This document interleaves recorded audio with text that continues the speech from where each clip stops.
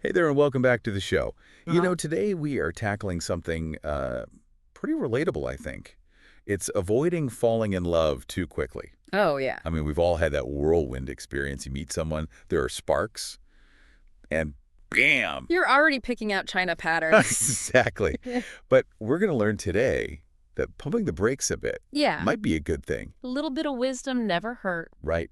And a little bit of discernment, Definitely. because, it's easy to get swept up in the excitement.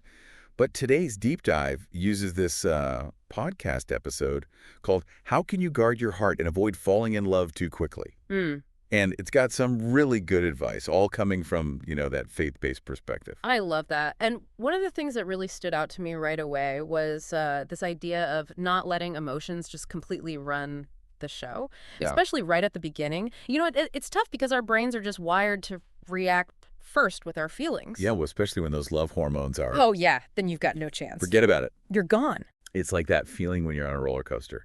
Super exciting in the moment, Mm. but probably not the best thing to base like a whole relationship on. Yeah. This source actually uses the story of Peter Oh, wow. from the Bible Okay. as an example of this. He was like one of Jesus's best friends. Right.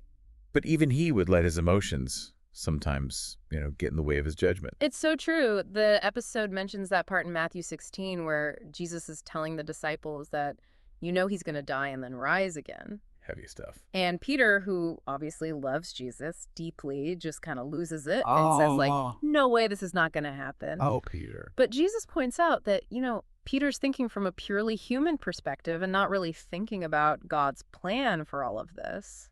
So even someone as devoted as Peter Right. could fall into that trap of letting emotions kind of take over. Exactly. And makes you realize that none of us are immune to this, We've all been there. especially when it comes to, affairs of the heart.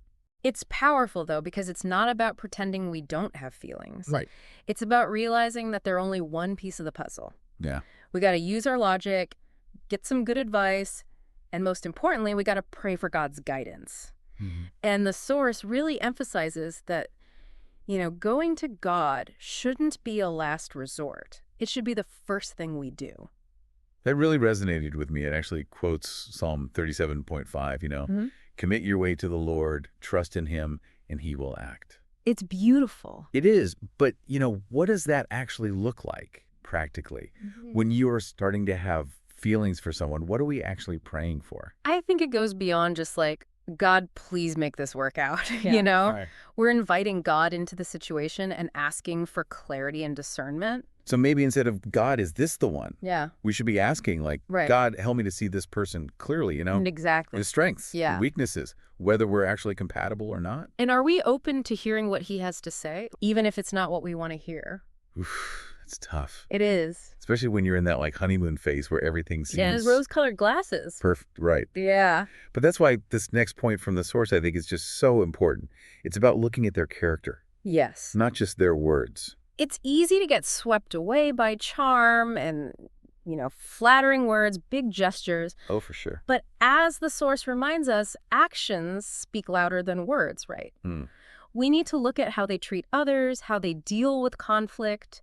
Do their values actually match up with their behavior? It's like that saying, right? Watch how someone treats a waiter, and you'll get a real glimpse of their character. Exactly. And that's true in relationships, too. Mm. Are they consistently kind and respectful, even when things are tough? Do they keep their word? Do their actions match up with what they're saying? And this is where it gets really interesting because it challenges us to move past that surface level attraction and really figure out, Yeah. is this person's character a good fit for me long term? And that leads to another piece of advice the source really dives into: setting those emotional boundaries. Ooh, that's a good one. Now, that might sound kind of counterintuitive when you're all full of butterflies, but really it's about protecting your heart Yeah. and creating a solid foundation for a relationship if that's where things are going. And you know what? The source actually uses a verse from Song of Solomon to get this point across, and it really stuck with me. It says, "Do not awaken love before it is ready." Ooh, I like that. Isn't that beautiful? It is. It makes me think about, like, how we handle a delicate flower? Mm-hmm. Like you wouldn't yank on a rosebud to force it open, Oh, right? that's good. Yeah. You'd give it time. You'd nurture it. You'd let it bloom naturally. And the source gets super practical with this idea. It actually offers like specific tips for setting those emotional boundaries. For example, avoiding those late night conversations. That Yeah. can get a little too personal, a little too fast. Been there. Right.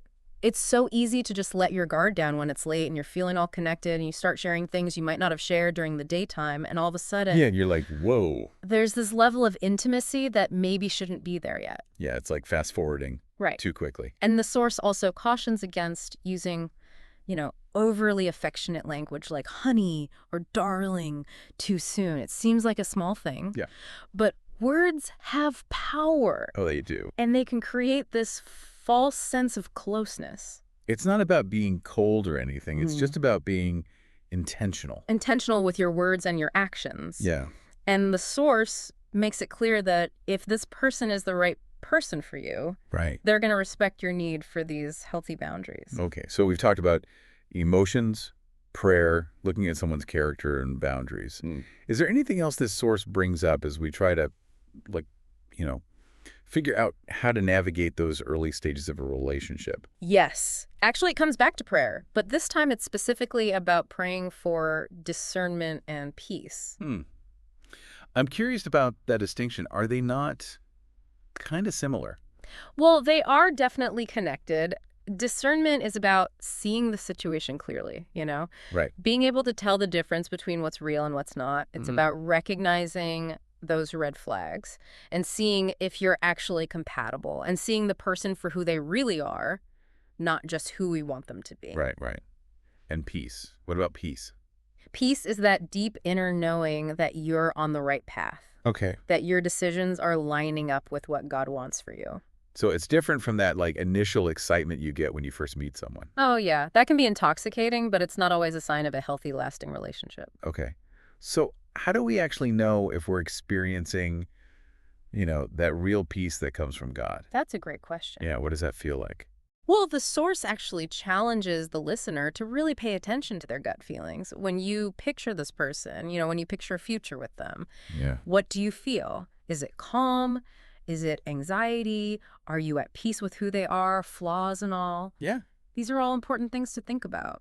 It's almost like tuning into that inner voice Mm-hmm. that's, guided by something much deeper than just your emotions. Exactly. And if you're feeling unsure or confused, pray for clarity. Pray for guidance. Ask God to reveal his truth to you. I really like how the source brings it all back to that analogy of the garden.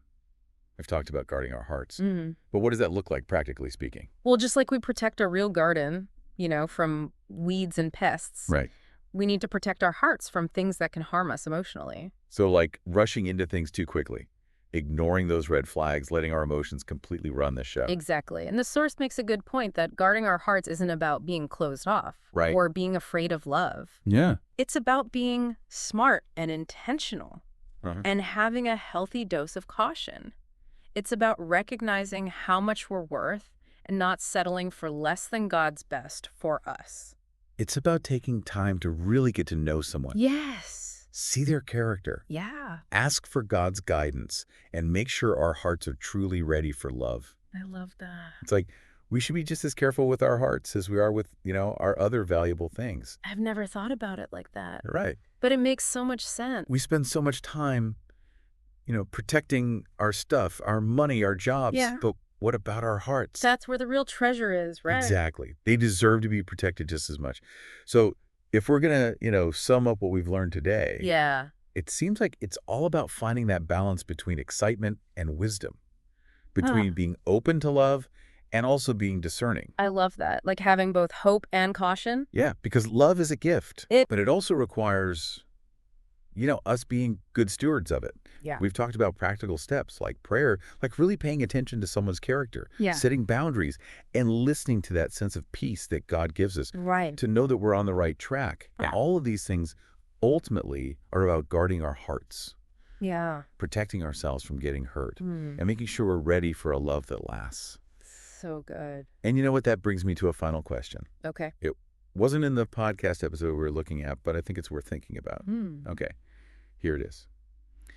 If you could ask God one question to help you understand His best for you when it comes to relationships, what would it be? Whoa, that is a deep question. It is right. It makes you really think about what actually matters. Yeah. And to ask God for His wisdom in figuring that out. It's so easy to get caught up in those surface level things, The excitement. the chemistry. Yeah, but this question makes us go a little bit deeper For sure. to think about what truly makes for a good relationship.